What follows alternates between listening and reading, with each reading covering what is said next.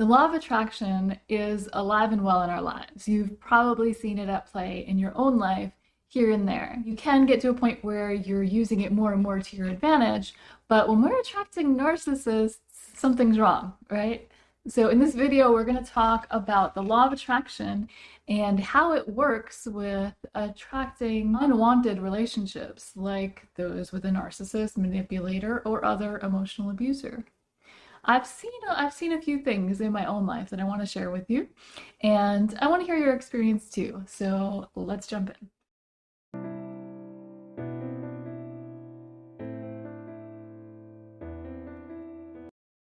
So the law of attraction is essentially the belief that thoughts become things. What you think becomes your reality, or your reality mirrors your thoughts. You can look at it from either perspective. And if you're paying attention, you probably notice this happening in your life. Like, oh, I was just thinking of this thing and then it happened. Here and there, throughout your life, you've probably seen examples of the law of attraction at work in small ways. But the problem with it is that it's at work whether we want it to be at work or not.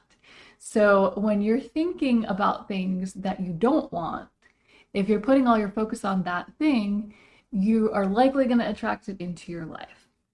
So let's start from the beginning. Why did you attract that first narcissist into your life?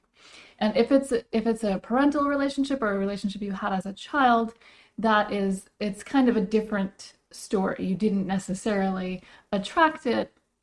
We might get into soul contracts and things like that. I have a video about that if you're interested.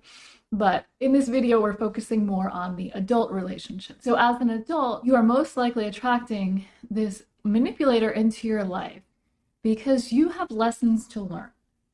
You have lessons to learn about your own life, about your own limiting beliefs, and your own detrimental thought patterns that are holding you back from living a more fulfilled life. And when you learn these lessons, you can actually expand your consciousness and get closer to that soul self where we're meant to be as you shed layers of your ego. But we have to get there. Unfortunately, for many of us, we have to get there through these painful relationships. We attract that relationship because of the issues, the deeper issues that we have.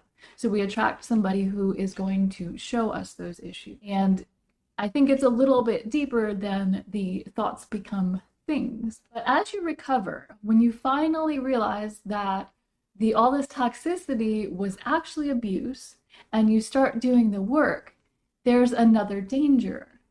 And that danger is in the law of attraction. Let's say you've encountered a narcissist or a borderline personality, somebody who has emotionally abused you. You went through hell in that relationship and you came out.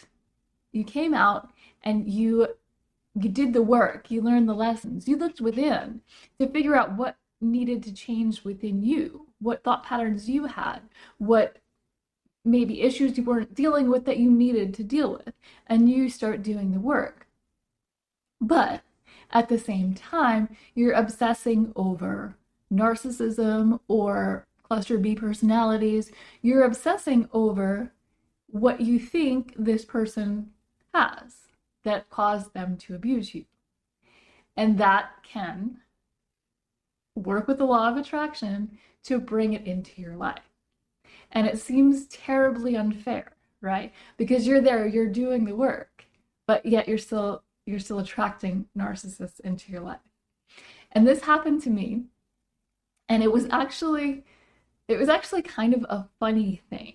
When you start really paying attention to how the law of attraction works and how things are brought to you, to your attention, and how things just seem to be drawn into your life. Sometimes it's like they appear out of thin air. It's really interesting and it's kind of funny. You start looking at things that you know you attracted and you laugh like, well, I know I did that. Even if it's negative, like, okay, well, I know exactly how that happened.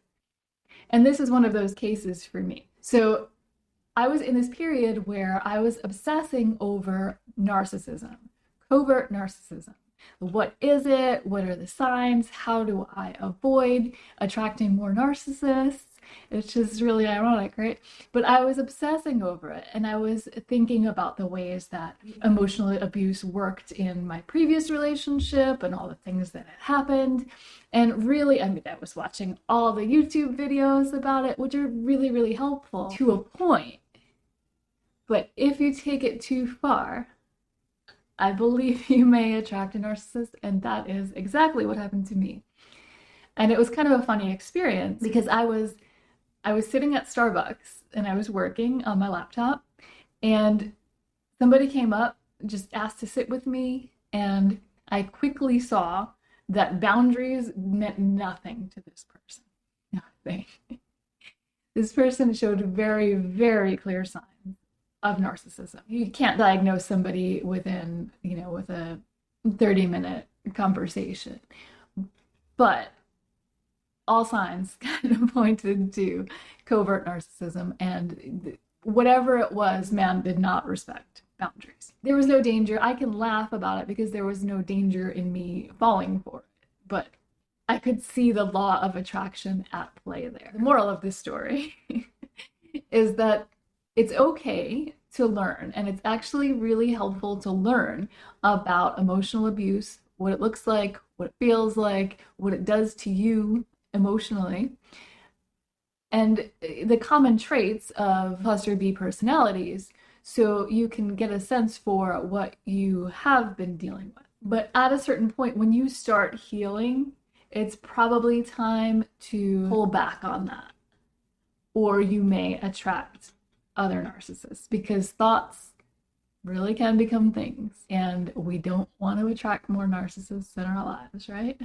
So now I want to hear from you. I want to hear about your experiences. Do you think that you have ever attracted a narcissist into your life, or another emotional abuser, by obsessing over it, by thinking about it? Let me know in the comments. And if you like this sort of thing, subscribe and hit that notification bell so you can get notified when I post new videos. And that's all for now. Talk soon.